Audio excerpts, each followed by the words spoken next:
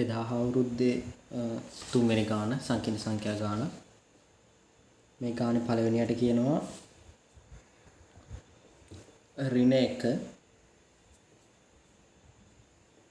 ධන i වල තුන්වෙනි බලයේ බෙදීම 1 ධන i වල හතරවෙනි බලයේ සංකීර්ණ සංඛ්‍යාවේ මාපාංකය සහ විස්තරය සොයන්න කියලා. सामान्य इसेट කියන සංකීර්ණ සංඛ්‍යාව ගත්තොත් a cos θ ධන i sin θ ආකාරයට නම් තියෙන්නේ. a කියන්නේ මාපාංකය වෙනවා. θ කියන්නේ විස්තරය වෙනවා. එතකොට සංකීර්ණ සංඛ්‍යාවක මේ සංකීර්ණ සංඛ්‍යාව ගත්තොත් i ඍණ 1 ඝනය i ධන 1 හතරවෙනි බලය ගත්තොත් අපි මේකේ හරය අයින් කර ගන්න ඕනේ. හරය ත්‍රිකෝණමිතියදී කරා වගේ හරයේ ප්‍රතිබද්ධයෙන් හරය සහ ලවය වැඩි කරන්න ඕනේ. ඒක සාමාන්‍යයෙන් සංකීර්ණ සංඛ්‍යාවල කරන දෙයක්. ඒ කියන්නේ මෙතන හරය කියන්නේ 1 ධනයිනේ. 1 ධන i වල ප්‍රතිබද්ධය කියන්නේ 1 ඍණ i. එහෙනම් 1 ඍණ i වලින් හරය සහ ලවය වැඩි කරාම අපිට උත්තරයක් ගන්න පුළුවන්. හරය එනවා 1 ඍණ i වල වර්ගයේ හතරවෙනි බලය. මෙතන එනවා i ඍණ 1 ඝනය 1 ඍණ i වල හතරවෙනි බලය කියලා. අපි දන්නවා i කියන්නේ ඍණ 1 මූලය නේද? එතකොට i වර්ගය කියන්නේ ඍණ 1 වෙනවා. එතකොට ඍණ i වර්ගය කියන්නේ ධන 1 වෙනවා. එහෙනම් 1 ඍණ i වර්ගය කියන්නේ 1 ධන 1 2යි. එහෙනම් මෙතන එන උත්තරේ 2 හතරවෙනි බලය උඩ අපිට ලියන්න පුළුවන් නේද? මේ i ඍණ 1 ඝනයනේ. අපිට මේක ලියන්න පුළුවන් නේද? 1 ඍණ i ඍණ 1 ඝනය ඔහොම. මේකේ ඍණ 1 ඝනය ඒ කියන්නේ 3 කියන්නේ ඔත්තේ සංඛ්‍යාවක්. ඍණ 1 ඝනයේදී එහෙනම් එන්නේ අපිට එළියට ඍණ 1ක්. මේ ඔත්තේ සංඛ්‍යාවක් නිසා. එහෙනම් ඔහොම ලියන්න පුළුවන් නේද? එහෙනම් බලන්න අපිට දැන් ඕනේ කරන්නේ 1 ඍණ i වල 7 වෙනි බලය. සාමාන්‍යයෙන් ඔයගොල්ලෝ මේක එක්ක පැස්කල් ත්‍රිකෝණය දන්නවනම් පැස්කල් ත්‍රිකෝණය ආධාරයෙන් ගන්න පුළුවන්. මේ පල්ලයට ලියන්න බෑ දෙපැත්තට එකක් ලියනවා. මැද දෙක එකතු කරනවා 4යි මේ 6යි 4යි. ඔය විදිහට පැස්කල් ත්‍රිකෝණය භාවිතයෙන් ඔයාට ඒ බලයන්හි මේක ගන්න පුළුවන්. එහෙම නැත්නම් ද්විපද ප්‍රමේය තියෙන තියරි සාමාන්‍යයෙන් පාවිච්චි කරලා ගන්න පුළුවන්. ඒක කිසි ප්‍රශ්නයක් නැහැ. මේ වගේ ප්‍රසාරණයක් තමයි එන්නේ. සාමාන්‍යයෙන් මේ සංකීර්ණ සංඛ්‍යා ගානක මේක මම අතන මේක මේ ප්‍රසාරණය අරමුණු කරගෙන නෙමෙයි මම මේ ගාන කරන්න ගියේ. ඒක නිසා මම එකපාර එක ලිව්වා. සාමාන්‍යයෙන් පැස්කල් ත්‍රිකෝණේ 7 වෙනි බලයට එන්නේ මේක. මම මෙතන කියලා දෙන්න ගියේ ප්‍රධාන වශයෙන් 1 ඍණ 7යි i 21යි i වර්ගය මම කලින් කිව්වා ඍණ 1යි කියලා. එහෙනම් ඍණ 21යි. ඊට පස්සේ මම කියලා දෙන්න ගියේ මේ ගානෙන් මෙතන i වර්ගය i කියලා අපිට ලියන්න පුළුවන් නේද? එහෙනම් මෙතන ඍණ 1 වෙනවා. එහෙනම් මෙතන 35යි i එන්නේ. ඒ වගේම මේක ලියන්න පුළුවන් i වර්ගයේ වර්ගය කියලා. මේවත් ඒ වගේම ලියන්න පුළුවන් i වර්ගයේ i වලින් වැඩි කරන එක. i මෙතන මම ලියනවා 7i වර්ගයේ ඝනය. i ඍණ i වල i වර්ගයේ ඝනය i වලින් වැඩි. ඊට පස්සේ අපිට එනවා උත්තරයක් මෙතන දෙකේ හතරවෙනි බලය.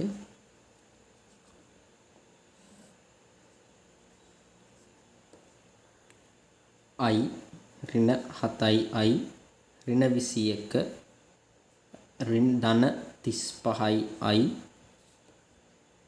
ධන 35 ඍණ 21යි ධන නෙමෙයි ඍණ 7 ධන i. ඒ අනුව සුළු කරාම එනවා z සමානයි ඍණ 1 4 වෙනි බලය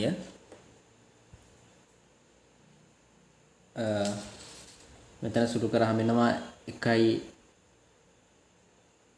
ඍණ 7යි ඍණ 21යි ධන 35යි ධන 35යි ඍණ 21යි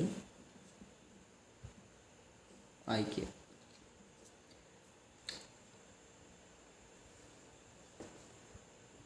ඒ අනුව එක බෙදීම 2 4 වෙනි බලය 2 ඝනය ධන 2 ඝනය i කියලා එනවා. අපි මේක ඇතුළට දාන්න පුළුවන් ඍණ 1 ඍණ i කියලා. ඔගොල්ලෝ දන්නව නේද? මූල දෙකක ගුණිතය මූල x අඩි කිරීම මූල x එක හිතන්නකො. එහෙනම් ඒක උත්තරේ x නේ. මෙතන භාගයයි භාග බලය එකතු වෙලා එකේ බලයක් එනවා. එහෙනම් අපිට මේක ලියන්න පුළුවන් නේද මූල දෙක වැඩි කිරීම මූල දෙක කියලා. අපි මේක කරන්න එකම හේතුව අපිට විස්තරය හදා ගන්න ඕන නිසා. මොකද දෙක වගේ එකක් අපි ඇතුළට දැම්මහම කොසයින් වලින් සාමාන්‍යයෙන් අපි ඒ වගේ යගයකට ගන්නෙ නැහැනේ උත්තරයක්. ඒක නිසා අපිට ලේසි මේ මූල දෙක වගේක් හදාගත්තාම කොසයින් දෙකටම එකම එන අගය යන විදිහට හදා ගන්න පුළුවන් අපිට. ඒ අනුව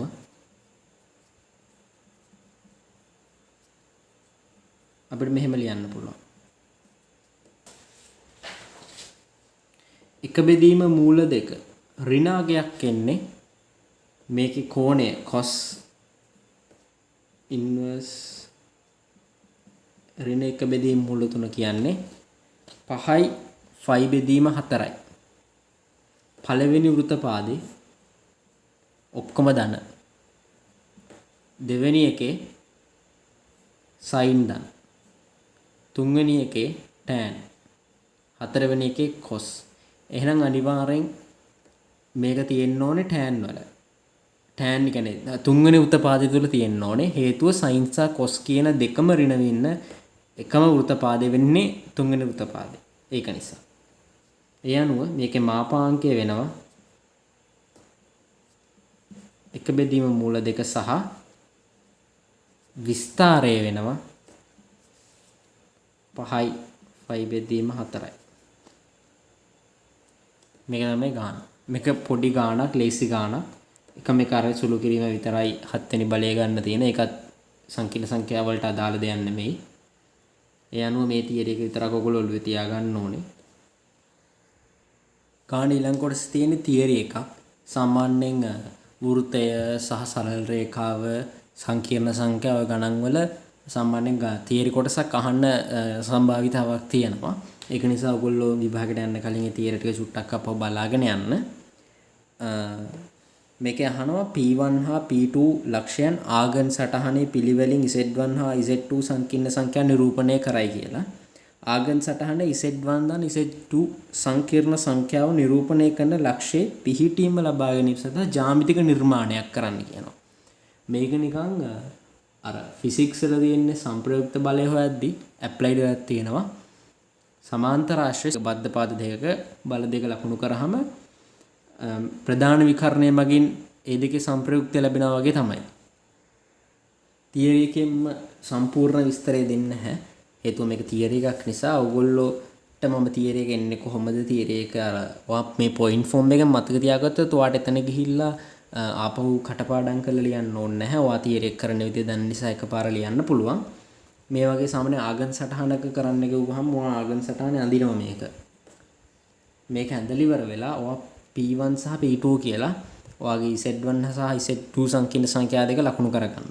ලකුණු කරගෙන ඔයා ඊට පස්සේ ලියන්න P1 P2 ලක්ෂ පිළිවෙලින් Z1 හා Z2 සංකීර්ණ සංඛ්‍යා නිරූපණය කරන බව සලකා OP1 හා OP2 බද්ධ පාදවන සමාන්තර ආශ්‍රයයක් අඳිමු කියලා. සාමාන්‍යයෙන් අපි අඳින නිර්මාණ ගැන විස්තරයක් ලියනවා. ඒකට ලකුණු 5ක් විතර හම්බ වෙනවා. සාමාන්‍යයෙන් ඕගොල්ලන්ට ඇප්ලයිඩ් පේපර් එකේ අහනවා සමහර වෙලාවට සාපේක්ෂ ප්‍රවේගය ගාන යදින වෘත්තයේදී හෝ යම් කිසි විදිහකට යදින එකේ ගැන විස්තරයක් ඒවට ලකුණු 5ක් හම්බෙනවා. ඒ වගේ යම් දේවල් වලට පේපර් එකේ ලකුණු ඇඩ් වෙනවා.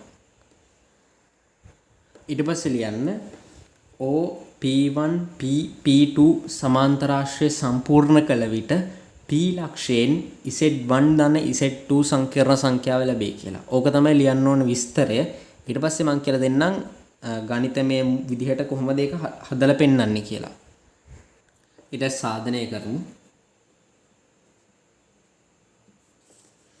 Z1 සමානයි x1 ධන I y1 හා Z2 සමානයි x2 I y2 ලෙස ගනිමු කියලා. ලෙස ගනිමු. එවිට එතකොට මේක x1 y1 නම් මේක ආගම සටහන ගණන් නිරූපණය කරලා තියෙන්නේ p1 ලක්ෂයේ පිහිටන්නේ x1, y1 ලක්ෂය නේද? p2 කියන්නේ x2, y2 ලක්ෂය නේද? ඊට පස්සේ අපිට මේක මේ OP රේඛාව සහ P1 P2 රේඛාව අතර අපිට සම්බන්ධයකින් අපිට කියන්න පුළුවන් නේද P ලක්ෂයේ ගැන විස්තරයක් යම්කිසි. එහෙනම් අපි හිතන්න අපි ගන්නවා පළවෙනියට O මෙතන P1 සහ P2 ඒ දෙක යා කරන රේඛාව ඒක x නෝට්, y නෝට් කියලා හිතන්න එතන ලක්ෂය. හොඳට බලන්න P1 P2 සහ OP රේඛාවෙන් ගන්න පුළුවන් මේකට සම්බන්ධයක්. හරිද? P x, y ගනිමු. සාමාන්‍යයෙන් මේ තියෙන්නේ පාටිකේ මේ තියෙන කෝටිකයේ ඒ දෙක මතක තියාගන්න. ඒක සාමාන්‍ය ඛණ්ඩාංග ජ්‍යාමිතිය කියලා දෙන දෙයක්. ඊට පස්සේ එවිට x ධන බිඳුව බෙදීම 2 සමානයි x1 ධන x2 බෙදීම 2. x1 ධන x2 බෙදීම 2 කියන්නේ මේ දෙකේ මධ්‍ය ලක්ෂය නේද? එහෙනම් මෙතන ඡේදනය කරන ලක්ෂය මධ්‍ය ලක්ෂයනේ. ඒ වගේ මේකෙත් ඡේදනය කරන මධ්‍ය ලක්ෂණේ ඡේදනය කරන්නේ. එහෙනම් ඒක සමාන්තර ආශ්‍රයක සාමාන්‍ය හැටිනේ. එහෙනම් අපිට මේ ලක්ෂයට අපිට මේ පොදු ලක්ෂයට සමීකරණ දෙකක් ගන්න පුළුවන්. ඒ කියන්නේ x ධන බිඳුව බෙදීම 2 සමාන x නෝට් කියලාත් ගන්න පුළුවන්. x1 ධන x2 බෙදීම 2 සමාන x නෝට් කියලාත් ගන්න පුළුවන් නේ. මම මේ දෙකම එකපාර ලිව්වා. හරිද? ඊට පස්සේ අපිට x වලට උත්තරයක් එනවා x1 ධන x2 කියලා. ඒ වගේම අපිට y වලටත් ගන්න පුළුවන් එහෙම එකක්.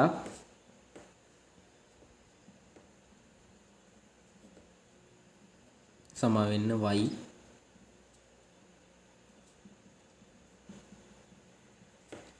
y වලටත් ওই ප්‍රකාශනයක් ගන්න පුළුවන්. ඊට පස්සේ අපිට කියන්න පුළුවන් p කියන එක තියෙන්නේ x1 ධන x2, y1 ධන y2 ලක්ෂ කියලා. ඊට පස්සේ p ලක්ෂයෙන් එතකොට අපිට කියන්න පුළුවන් p ලක්ෂයෙන් මේ p ලක්ෂයෙන් x1 ධන x2 ධන y1 ධන y2 කියලා සංකීර්ණ සංඛ්‍යාවක් නිරූපණය වෙනවා කියලා. ඇයි දන්නවද? අපි කලිනුත් මෙතන ගත්තේ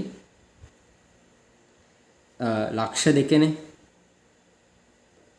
සංකීර්ණ සංඛ්‍යා නිරූපණය වේ I සංකීර්ණ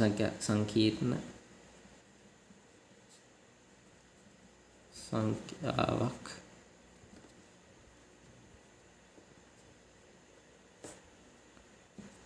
මේ දෙකේ x ඛණ්ඩාංක වලයි i y ඛණ්ඩාංක වලුයි නේද සංකීර්ණ සංඛ්‍යාව ගත්තේ. එහෙනම් අපිට මෙහෙම කියන්න පුළුවන් නේ.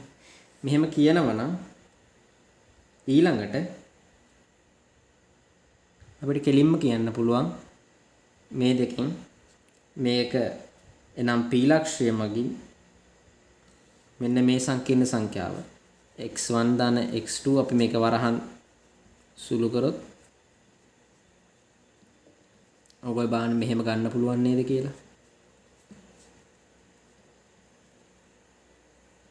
මේ මොකද්ද? Z1. එතකොට මේ Z2. ඔන්න ඕක තමයි තියරි එක. ඊට පස්සේ ලියන්න එහෙනම් p ලක්ෂය මගින් z1 දන් z2 සංකීර්ණ සංඛ්‍යා නිරූපණය වේ. ඔච්චරයි තියරි එක තියෙන්නේ.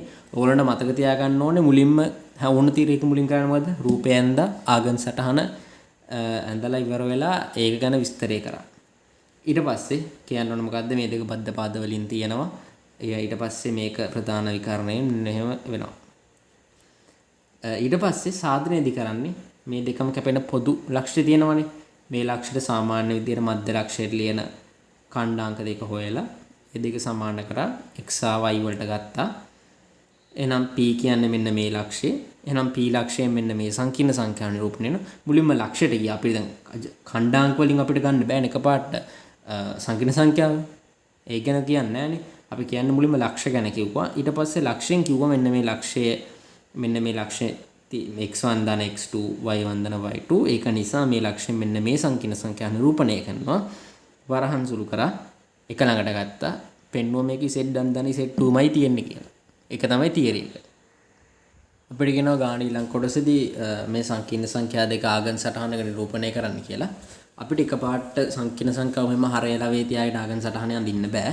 ඒක නිසා අර කලින් කරා වගේ අපි හරය අයින් කරගන්න. එහෙනම් අපි කරන්නේ හරය ප්‍රතිපදයෙන් හරය සාලාවේ වැඩි කරනවා. පළවෙනි එක ගත්තොත් එක ඍණ i වල ප්‍රතිපදය කියන්නේ 1 ධන i. එතකොට උඩත් 1 ධන i වලින් වැඩි කරාම 1 ධන i වර්ගය වෙනවා. ඊට පස්සේ z1 එක ඍණ i වර්ගය 2i i වර්ගය i වර්ගය කියන්නේ ඍණ 1යි. මේකට මේක කැපෙනවා 2i පල්ලෙහා 2 හැදෙන්නේ. z1 කියන්නේ i.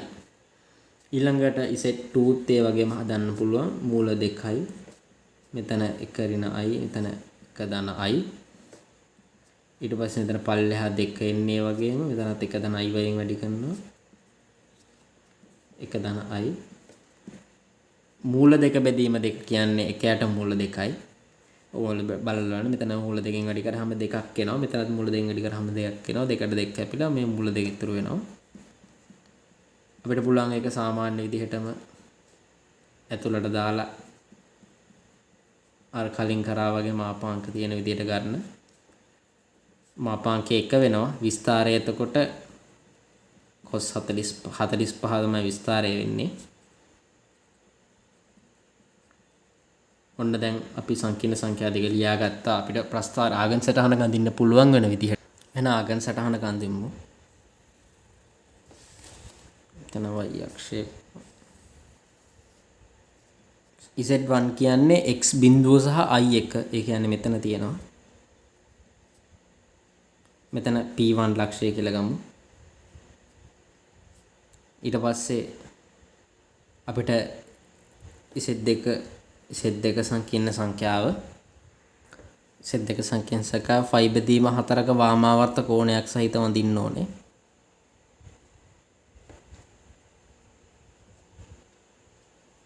මෙතන 1යි මාපාංකය නිසා මෙතන p2 කියලා ගමු. z2 ඊට පස්සේ අපි එතන ආගම් සටහනේ යන්දා ඒ දෙක. දැන් අපිට කියනවා z1 දන් z2 අඳින්න කියලා ආගම් සටහන. මෙහෙනම් අපි කරන්නේ අර වගේම සමාන්තර ආශ්‍රය නිර්මාණය කරනවා. ඇත්තට මේක විශේෂත්වය මේකත් එකයි මේකත් එකයි. එතකොට මේ දෙකම එක එක වෙනවා. මේක රොම්බසයක්. ඊට පස්සේ මෙතන p කියලා ගන්නවා. ඒක z1 දන් z2 කියලා. මෙතන 45 නම් මෙතන 45යි. මේ දෙක සමච්ඡේදනය කරන නිසා එකක් phi බෙදීම 8 වෙනවා. සාමාන්‍යයෙන් හැමතිස්සෙම පුළුවන් තරම් කෝණ ලකුණු කරගන්න. එතකොට ගාන තව ලේසි වෙන එක තමයි වෙන්නේ. ඊට පස්සේ අපිට කියනවා මේකේ පිහිටීම සොයන්න කියලා. පිහිටීම සොයද්දී අපිට පුළුවන් එකපාර z1 දන් z2 නේ. එහෙනම් මේකේ උත්තරය අපිට එන්නේ i ධන එකයට මූල 2 ධන එකයට මූල 2යි i. විශාලත්වය ඉන්නේ මෙන්න මේක. 1 ධන එකයට මූල 2යි i කියලා. එතකොට අපිට මේක පිහිටීම ගන්න පුළුවන් x ඛණ්ඩාංකයේ 1 බෙදීම මූල 2 සහ y ඛණ්ඩාංකයේ 1 ධන 1 බෙදීම මූල 2යි කියලා. ඔක තමයි පිහිටීම. ඊට පස්සේ අපිට කියනවා tan phi බෙදීම 8 ගැන. මම කලින් කිව්වේ කෝණ ලකුණු කරගන්න තරමට ලේසි වෙනවා කියලා. අපි මේකේ අනිත්‍යකරණෙත් අඳිමු. මේකේ විශේෂත්වයක් තමයි මේක රොම්බසයක්. රොම්බසයක් නිසා විකර්ණ කෙනෙක් ලම්බකව සමච්ඡේදනය වෙන්නේ. එහෙනම් tan phi බෙදීම 8 අපිට කෙලින්ම ගන්න පුළුවන්. මේක O මේක අපි ගමු m කියලා. mp2 බෙදීම OM වලින් කෙලින්ම ගන්න පුළුවන් අපිට tan phi බෙදීමට. ඊට පස්සේ සාමාන්‍ය සරල රේඛාවේ තියරි පාවිච්චි කරලා ඒ කියන්නේ මෙතන p ලක්ෂය අපි දන්නවා එක බෙදීම මූල 2, එක බෙදීම මූල 2යි කියලා. මෙතන බිඳුවකම 1 කියලා දන්නවා. මේ රේඛාව හොයන්න පුළුවන් ඒක භාගයේ ඉන්නේ. එතකොට උත්තරේ එනවා mp2 වලට උත්තරේ එනවා 2 මූල 2 ඍණ 1 බෙදීම මූල 2 මූලය ඒකේ භාගය. ඒ වගේම OM වලටත් එහෙම ගන්න පුළුවන්. මේක බිඳුවකම බිඳුව ලක්ෂය මේ ලක්ෂය ඛණ්ඩාංක අපි හොයාගත්තා. එතකොට ඒක එනවා මූල 2 2 මූල 2 ධන 1 ඒ වර්ගමූලේ භාගය කියලා. ඊට පස්සේ අපිට ගන්න පුළුවන් සාමාන්‍ය විදියට tan phi බෙදීම 8 මේකේ මේ බෙදීම ලකුණ මේ භාගයට භාගය කැපෙනවා. මූල 2ට මූල 2 කැපෙනවා. මේක කැපෙනවා. මූල 2 ඍණ 1 මූල 2 ධන 1යි කියලා. ඒක සම්පූර්ණ වර්ගමූලය. ඊට පස්සේ ප්‍රතිබද්ධයෙන් වැඩි කරලා හරේ ඒ කියන්නේ මූල 2 ඍණ 1කින් වැඩි කරලා එතකොට 2 ඍණ 1 මූල 2 ඍණ 1 වර්ගයේ වර්ගමූලය 1 වර්ගමූලය කියන්නේ 1යි. එතකොට මූල 2 ඍණ 1 සමානයි tan phi බෙදීම 8යි. ඕක තමයි උත්තරේ. මේ ගාන කිසිම අමාරුවක් නැහැ. ඔයගොල්ලන්ට අර හිතන්න තියෙන්නේ වෙන්නේ මේ කෝණ ලකුණු කිරීම සම්බන්ධයෙන්ුයි. ඊට පස්සේ ඔයගොල්ලෝ කොහොමද මේක හොයන්නේ කියලා සාමාන්‍ය සරල රේඛාවේ යම්කිසි ප්‍රතිඵල ආධාරයෙන් හොයන්න තියෙන උත්තරේ එනවා. මේක තමයි අන්තිම උත්තරේ වෙන්නේ.